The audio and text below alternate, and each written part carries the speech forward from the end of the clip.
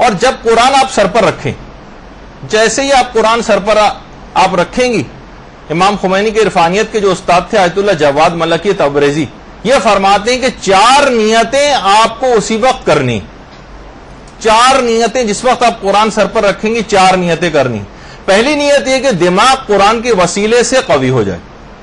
یہ نیت کریں، یہ جو میرا دماغ ہے، یہ جو میں نے سر پہ قرآن رکھا ہوا ہے، اس کے وسیلے سے یہ قوی ہو جائے، یہ پہلی نیت۔ فرماتے ہیں دوسری نیت یہ کرنی ہے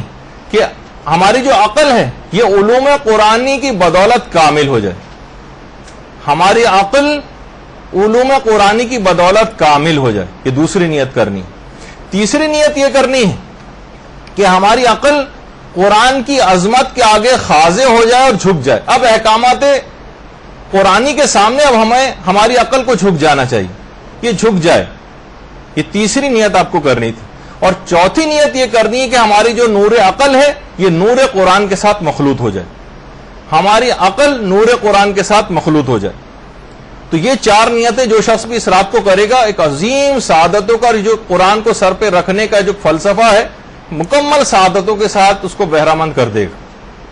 تو یہ 4 نیتیں آپ یہ لکھ کے رکھیے گا، اور اس وقت ایک خصوصیت کے ساتھ،